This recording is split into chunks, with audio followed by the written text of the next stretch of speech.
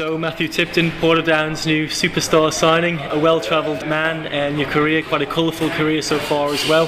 So Matthew, tell us a bit about yourself. Where did you start off and how did you get into professional football? Growing up in Wales, Bangor, I ended up playing there, scored a lot of goals as a kid and ended up at Liverpool. I was at Liverpool Centre of Excellence from age 9 to 13, you know, Stephen Gerrard, Michael Ball, Jamie Carragher, they were all kind of there. So I really enjoyed that, and then Oldham set up a Centre of Excellence near to home in Colwyn Bay, so I started going training there as well as at Liverpool, and I really enjoyed it, and Oldham treated me really well and they offered us a good deal, so I ended up leaving Liverpool and signed for Oldham, who were in the Premier League then. Then that set me off on either the rocky road or the good road. And it wasn't kind of very long until you kind of picked up by the Wales national setup. I know you played under 19s, under 21 level for Wales. I mean, you've touched on there a couple of the famous names you would have played with at Liverpool and so on, the Gerrards and Carragher's world, but also you played alongside Craig Bellamy in the national setup.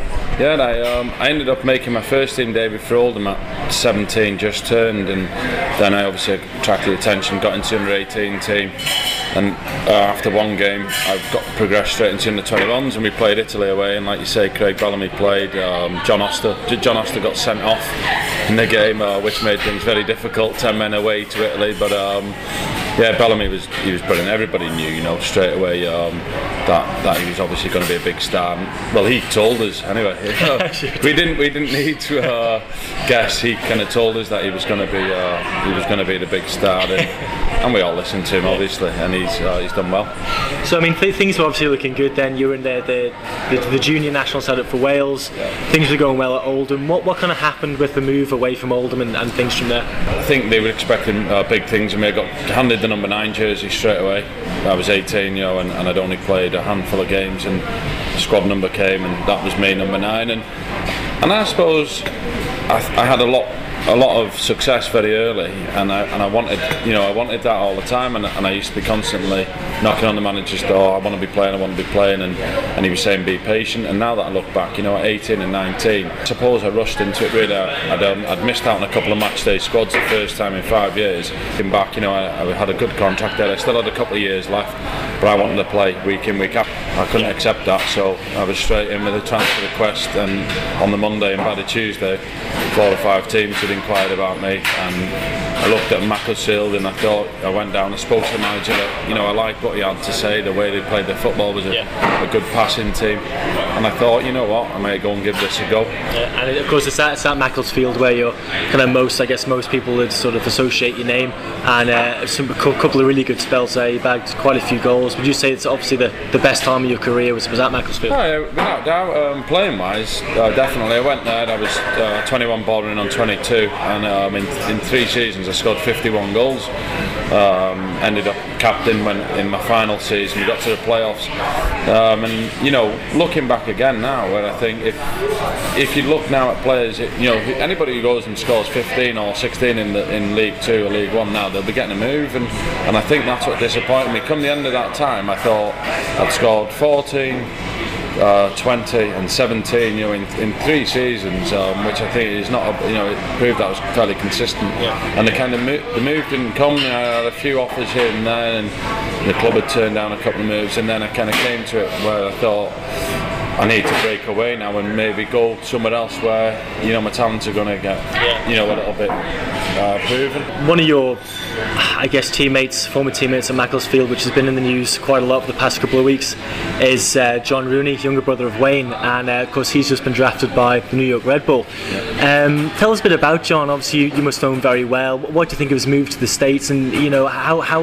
does he cope kind of living in the shadow of his brother? Well, I think first of all, John's a great player, and when I went back last year, I'd been away from the game a couple of years, and then when I went back and John was there, and I'd heard, you know, I'd seen him in one of my other spells, in one of my 3 spells. In my second spell, John was just a young kid coming through. He was 14 and 15, and he was massively overweight, and he won't mind me saying that. He knows. We kind of got a bit of ribbon about it, and when I went back last year, I thought, geez, this kid's done some work, because he was perfect specimen of an, you know, he's always going to have trouble, same as me. It's just the way that we're built, you know, we always have to kind of look after our body, and so he latched on to me, and I probably latched on to him as well, and we did a lot of extra training together, and he was a superb footballer. Absolutely, one of the best passer of balls I've played with. and there was a lot of clubs interested in John, and then whether it was because of his name or his ability, I don't know. And Macclesfield then decided that they wanted a lot of money from him, and he was 19 years old and he wasn't on a lot of money at Macclesfield, and then they decided that to put a price tag on his head that was exceeded his wages, so it became unfair then. And I think, right or wrongly, he used his brother and his brother's agent Paul Stretford to engineer a move for him, which I think is only right, because Macclesfield weren't prepared to pay him the wages that they were asking, and he never played as much as what he should either, because of the system that we were playing. So he went to Huddersfield, I know he went to Derby and Preston, they all wanted to sign him, but they wanted to sign him on a nominal fee. And then when I spoke to him in the summer and whatever, he just said, look, I'm going to go to America, and he went over, but because of the way their season was finishing and one thing and another, and I think now obviously he went and he got drafted, I think it was 7th in the second round, which is quite good, and I think it'll be brilliant for him, because he'll go there and his name will carry him a little bit, but he'll be judged mainly on his football. I was going to say, do you think it's more important for him to kind of leave the country and go overseas and kind of make a name in his own right and perhaps return one day? Do you think that would be the best move? I think so, because he's going to go over there now, and obviously Wayne is always going to be in the background. It's just it's just a fact of life for John, but I think with the way that he plays his football over there, it'll suit him. I've seen American soccer, and I think John it'll really suit him. A little bit of a slow pace of game and a lot of technically good players, and that'll suit John. And I think he'll make a name by himself. Yeah, brilliant. I mean, so John aside, I mean, your time at Macclesfield was illustrious, incredibly decorated. There's a few more moves to non-league clubs after there, and then you ended up at Dundalk over this side of the water. I mean, tell us, how did this whole move to Irish football come about? Come the end of last season, obviously Macclesfield, the budget wasn't great, and they kind of offered me to stay, but the wages, it just wasn't realistic. And don't forget, we're talking League Two here, not the Premier League kind of wages. This is a wage that people, I know for a fact, they're earning more playing non-league than what they offered me. So we cut our ties again for the third time, and this time Bradford City were interested. So I spoke to Peter Taylor, and I went over there to do pre-season training with Bradford, and all things were going well. And then obviously he said to me, look, I don't think there's a contract here for you, but somebody's been in touch. How do you fancy Ireland? So I said, well, to be honest, I've already been speaking to Portadown at this process. And I said, well, I'll tell you what, give him my number. And it turned out to him Foster at Dundalk.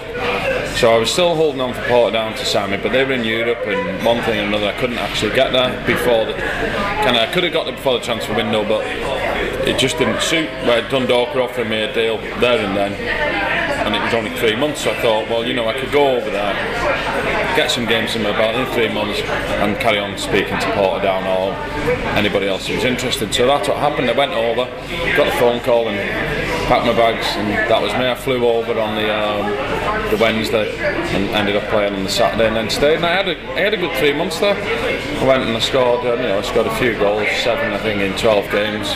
Really enjoyed it down there. And then the move to Portadown eventually came through for you, the one you were looking for, I suppose. So, it was the one I was looking for. Dave Muscali, the keeper, he's my best friend. We've grown up together since 16 at Oldham.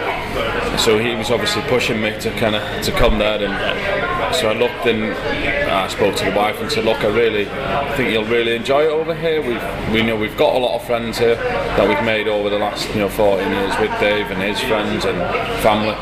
So I think it may be a good move for your family to get us over here. Fantastic. And of course it's quite ironic because not the greatest season so far for Portadown, and they're looking to put that right tomorrow night against Coleraine, if indeed the match goes ahead.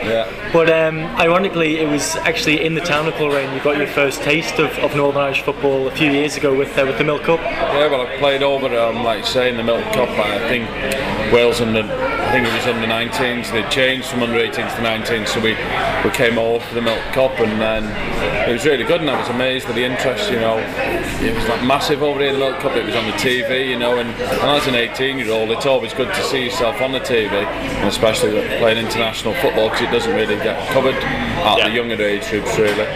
And it was in all the newspapers, and I managed to score a couple of goals in the Milk Cup, so it was really, really good. Fantastic. So it's safe to say you feel very much at home home here now, and I think you're hoping for a nice, lasting career with Portadown. You can see yourself playing here for a few years. Yeah, you know, this is it now. We've kind of, we've settled. We've been here for 3 or 4 weeks, but we've spoke about it that we're going to probably stay over here long term now. We've obviously a house in England that we're renting out, but we're looking at other properties. The house that we're in at the minute is absolutely brilliant. So I think if everything continues to go well, we'll probably end up settling over here. Fantastic. Everything sounds great, Matthew Tipton. All the very best with Portadown and your time in Northern Ireland. We'll speak to you again soon. Thanks very much.